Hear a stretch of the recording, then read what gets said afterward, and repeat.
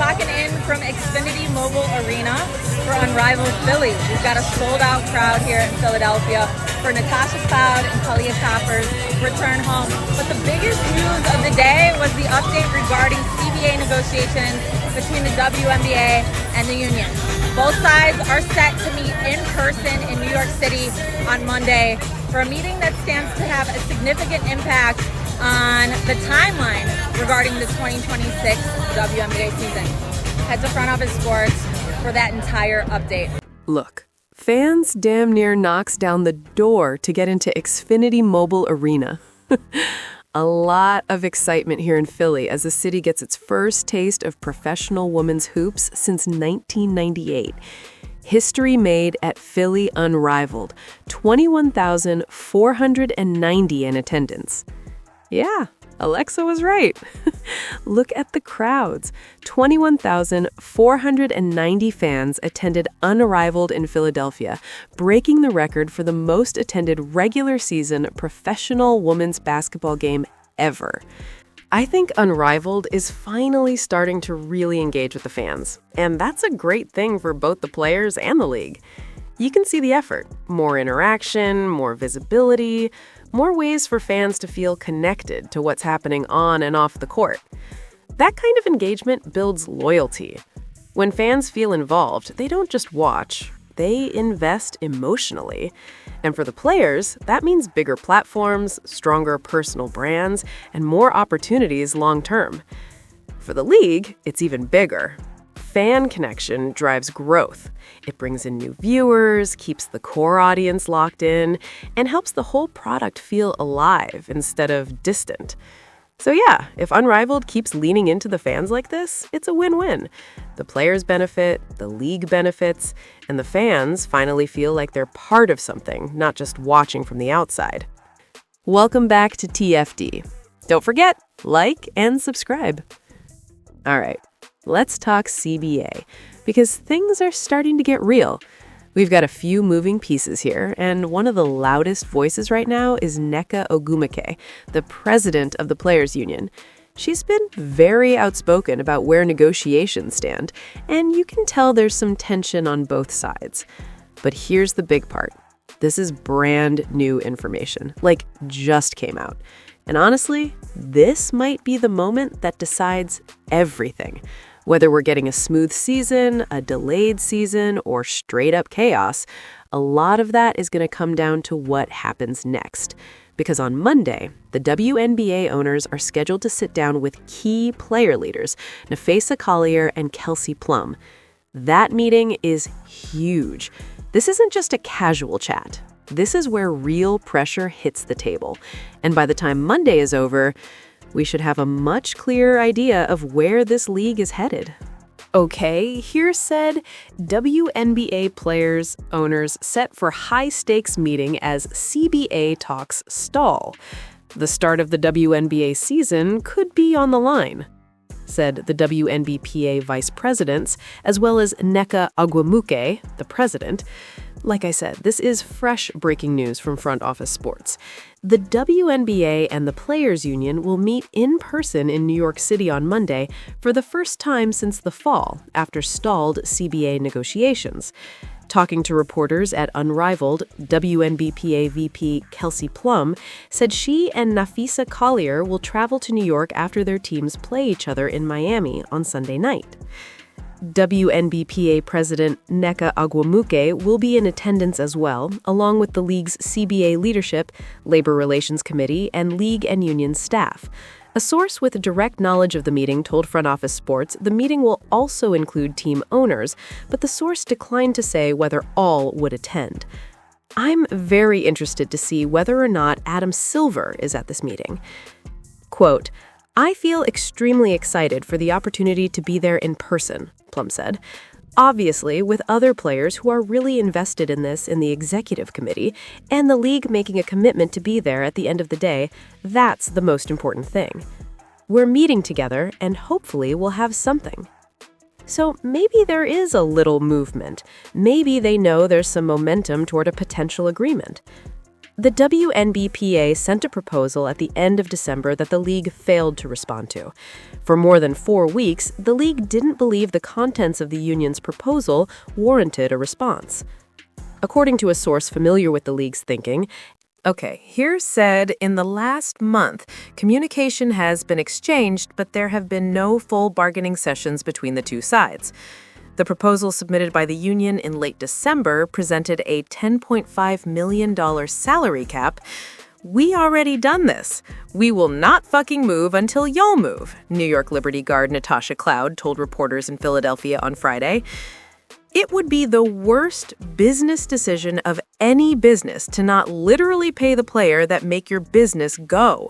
Without us, there is no W season.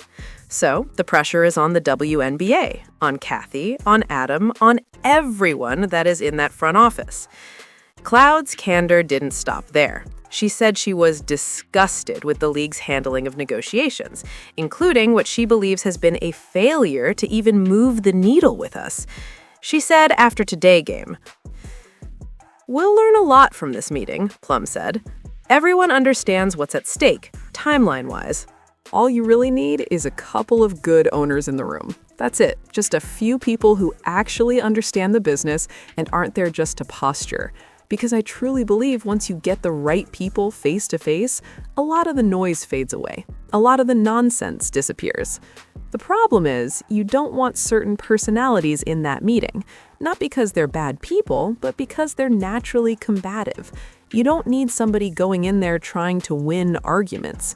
You need people who can actually negotiate. You need calm, strategic voices.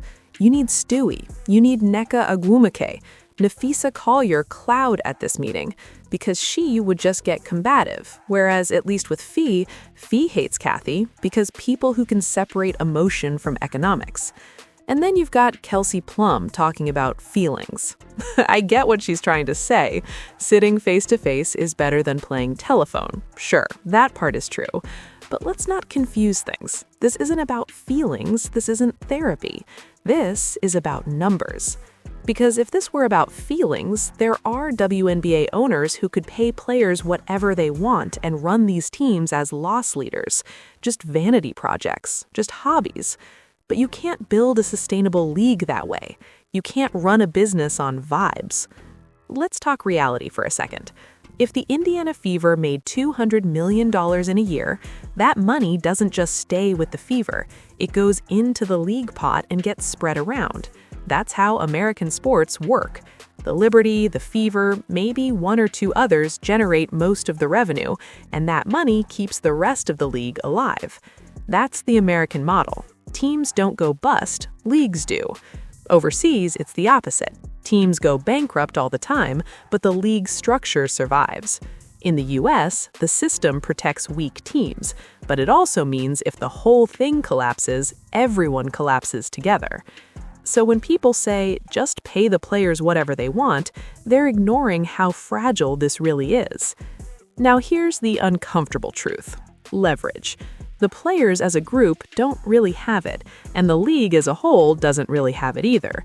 The leverage belongs to a handful of stars. Let's be real. People tune in for Caitlin Clark, Angel Reese, Aya Wilson, Brianna Stewart, Sabrina Ionescu, Paige Beckers. Those are the names that move the needle. Those are the players casual fans know. Those are the players that make people stop scrolling and turn the TV on.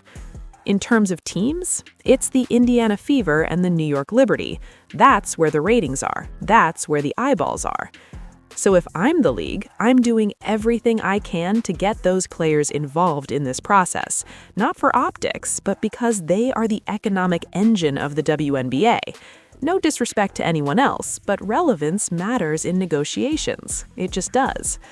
If this league is going to grow, it's going to grow on the backs of those stars. That's not shade, that's business. Now, do I think this meeting in New York is going to magically solve everything? No, but something is better than nothing. At least people are finally showing up. At least there's movement. At least it's not silence anymore. It can't get worse than nothing happening. The only way it gets worse is if the players go in with the mindset of meet our demands or we walk. because then you're not negotiating, you're threatening. And here's where the Players Association boxed itself in. They talked themselves into a corner where anything less than a massive increase feels like disrespect. They framed it publicly like that. And that's dangerous, because now even a good deal looks like a loss if it's not extreme. So the question becomes, do they strike just to save face? Do they burn the house down just to say they stood on business? Because if they do, that becomes their legacy. If you're Nneka, if you're Stewie, if you're Nafisa, if you're part of Unrivaled, and the nuclear button gets hit, fair or not, history will remember you as the people who burned down the WNBA. Not the rings, not the MVPs, not the championships. People will say that generation destroyed women's pro basketball in America. And I don't think anyone wants that. I don't think anyone wants to be remembered that way. That's why I don't believe the nuclear option is coming, but the risk is real. So yeah, something's happening. Is it perfect? No. Is it enough? Probably not, but at least they're in the room. And honestly, after weeks of nothing, I'll take something over nothing. Tell me what you think. And don't forget, like and subscribe. Let's go!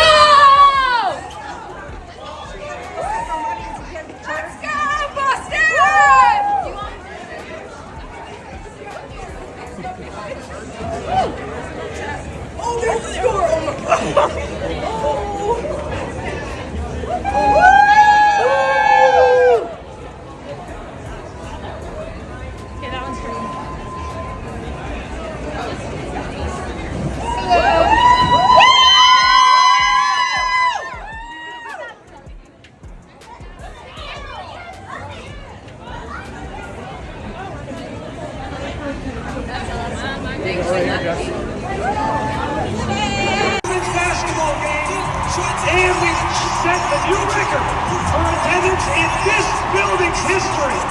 Tonight's attendance, 21,490. Each and every one of you made this possible.